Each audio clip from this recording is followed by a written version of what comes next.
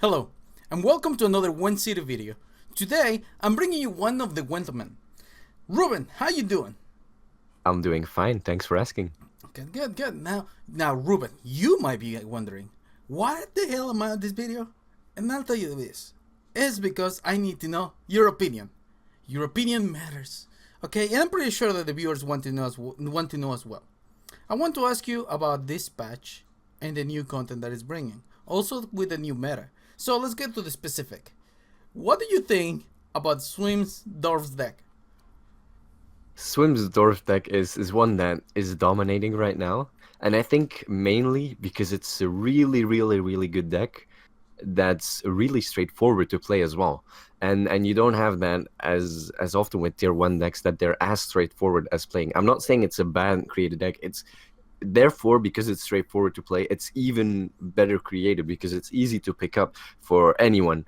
But at the same time, people kind of dislike that a deck like that because they tend to call it cancer a little bit because it's so easy to pick up for everyone, and it's a really strong deck and it dominates, and it's tier 1, and it's kind of frustrating because people just net deck it and play it, and but it's a good dominating deck, and I'd never expected dwarves, say so, the hybrid, to do this well.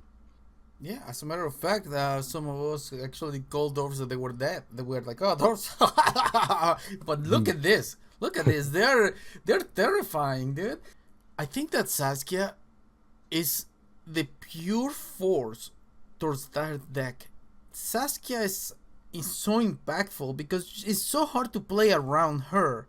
Sometimes she's 22 points of value plus. And sometimes you want to calculate. You're like, okay, he's gonna keep one, but he has to go 2 cards down, and the next thing you know, Saskia happens, and he only went down 1 card. So, Mhm. what's your opinion on Saskia? Saskia is way too strong right now. I mean, uh, we see normal vanilla Geralt as the basis that a golden card should get as value. 12, like Yorveth, like Triss. All those golden cards have 12 value total. Saskia is a 9, and with that effect, she laughs at 12 value golden cards. She just, I mean, she's so much more than just that 12 value. She's as you say, 22 plus.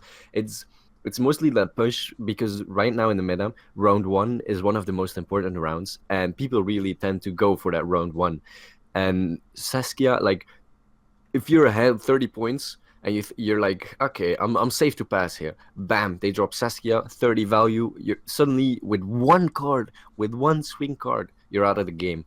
And they keep their dwarfs then, and then I mean they keep like 20 value with their dwarfs, and suddenly you're out of the game. Saskia is a huge card. She's a little bit too huge. I mean, she was a good card before they put her to 9, from 5 to 9, but right now she's crazy. Let's talk about a little bit of your personal taste. What do you like about this patch? What's your favorite thing? I have to say, even though I've almost exclusively played Radovid Control, and I love that, I have to say Nilfgaard is probably the thing I love most about the patch, because Nilfgaard is by far the most interesting deck, or has the most interesting cards as a faction. I mean, compare it to Northern Realms, and Northern Realms has pretty normal basic cards. I mean, if you created Gwent, Northern Realms would have the cards which you think of first, I think. But Nilfgaard shows the potential of what the game developers can come up with, and that's a lot. And Nilfgaard really shines there and shows that. Unfortunately, they're not as strong, and I wish they were stronger, but we'll see in the future. That will definitely change. Yep. Now, let's go back to the other side of the coin. And could you tell me what's your least favorite thing about this patch? The least favorite thing would probably be weather. Weather right now is strong. It has always been strong. It will always stay strong unless they change it. And I kind of hope they do, because right now in the top tier, weather it's okay. It's not like it's gonna win like 70% of the times. It's a quite good deck. It's decent at the top. It can make it, but man, I've introduced a lot of people that I know from real life into the game, and they are struggling, and I hate to see them struggling like this. They're frustrated, and they close the game, and they just stop playing for a while, and then I have to convince them to play again just because monster weather, just because they get frustrated because they are playing fun decks, and they just get punished so hard because of weather, and I think it's a little bit too oppressive right now. Good point. Good point. What kind of monsters will be advertising Monster Weather? Make sure you check out our Power Crons deck. It will be in the comment section. But yeah, but that's a very very fair point. It's something that is very frustrating to play against. Yeah, it's because it's very effective and it's also very cheap to create. I think Yeah. that if you could mix those together, is what causes this kind of conflict. Another thing, I want to talk a little bit more about Nilfgaard. Nilfgaard has one deck so far that has been very successful, and by one of your teammates, Minsling. Shoutouts to Minsling. Mhm. They have been struggling to find another kind of deck, or even close to it. Why do you think is this?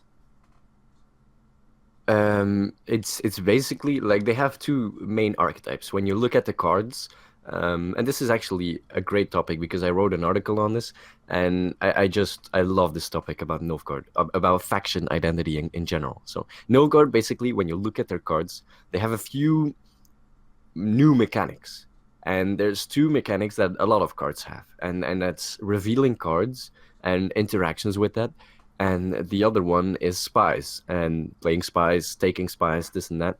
And right now, both of those archetypes aren't strong enough. The reveal tactic is basically like a Henselt.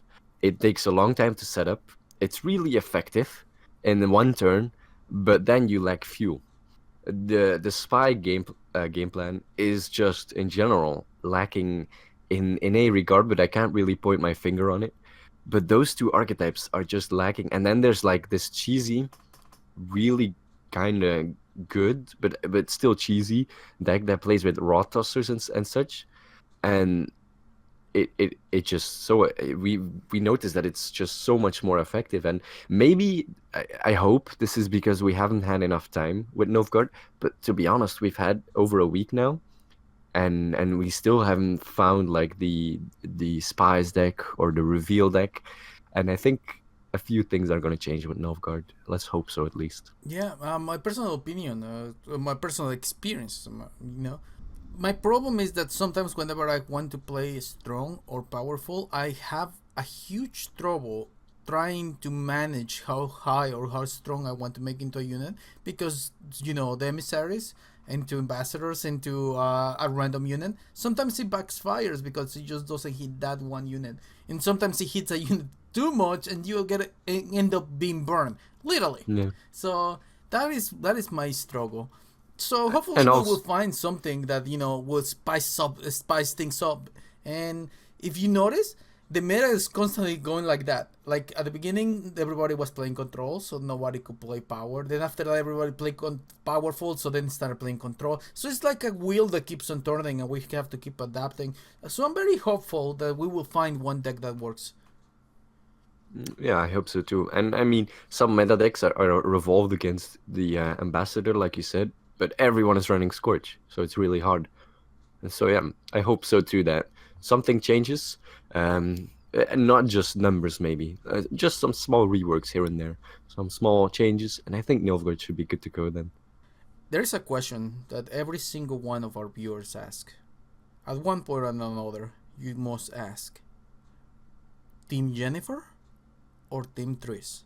Now be very careful about this. Team Jennifer or Team Tris? Team Tris. Oh my god, this interview is over! Dude! Of course. Why, Of course. dude? No, dude, I'm gonna have to disagree. And my apologies to all our viewers. We know that that's the wrong answer, but we have to be tolerant, you know what I'm saying? So, fine. We'll continue the interview now. All right. Okay. Now, tell me, is there any card that you think people are sleeping on? I think there's a few cards that, I mean, there's some interesting cards that on paper should perform amazing, like really, really well. For example, Saskia, but she doesn't practice too. But cards like Odrin, yeah, that's true. Odrin and Trololo on paper have immense value, and I think people are maybe ignoring them a little bit because they don't really fit into decks that obviously, or maybe because of weather or something. But on paper, these cards look amazing, and I can't really understand why people aren't playing them.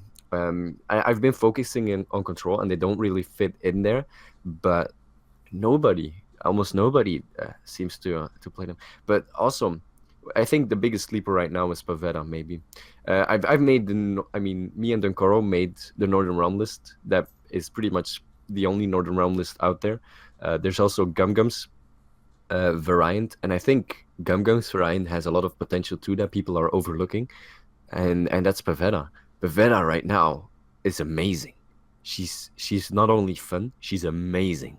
If the opponent plays Neckers and he monsters nest that, you play Pavetta, they all die. They all come out of the graveyard, and those all die as well. She destroys some decks, and Oh even yeah. if she yeah, I mean, I think she's overlooked a little bit. I think Pavetta would be my answer here. That's a little sleeper here. Yeah, dude, I completely agree with you. Pavetta is a huge powerhouse, dude. Huge Hmm. powerhouse. Sometimes she has done some swings around 15 to 20 plus. Because it Yeah. just happened to line up like that. I'm not saying that you will get that value constantly, but it just you work your way into that value. It's a little bit different than just playing a card into 20 plus value. And yeah, dude. Yeah, I think there's even some more silver cards like that have a lot of potential but are a little bit overlooked because nobody really maybe tries them out on a really large scale. And one of those is, for example, Iris. I've seen her play in Monster Weather because she's one strength now. A Wild Hunt Warrior kills her, and if you play Foglets, I mean, if you play Leshen, the Woodland Spirit, then you have 6 units at once with one card on, and if you then play Iris and then Wild Hunt Warrior, you have a swing or you have a board that looks insane suddenly. So I mean, Iris has a lot of potential in Monsters Weather too, but I don't really want to promote Monster Weather, and I think people are more and more trying it out. But I think Iris, for example, is also a sleeper in that deck, in that current deck, because of the one strength. Tell me something. More about yourself. What do you do when you're not playing Gwent? When I'm not playing Gwent, I mostly play other games. I've played in the open beta of For Honor, but I don't know. It's a weird game, not really for me. I play a lot of Binding of Isaac as well. Try to play some other games. Divinity Original Sin, one of my favorites. You know, I kind of do play a lot of games actually. There's a ton. Thank you very much, dude. Is there any shoutouts that you would like to give? Gwentoman, of course. We have a website, gwentoman.com, with a E at the end. And yeah, we put articles on there, we put deck lists on there, giveaways, some nice prizes, some really nice prizes. And yeah, we just have overall some fun things there. Also, tournament. The tournament this weekend, I think you'll be joining, Mm-hmm. Mante. Yeah. Good luck, by the way. It's for any skill level. If you just want that competitive experience, join in. I'll make sure you guys have a link. Well, once again, thank you so much for joining us, and thank you so much for watching. I'll see you guys next time.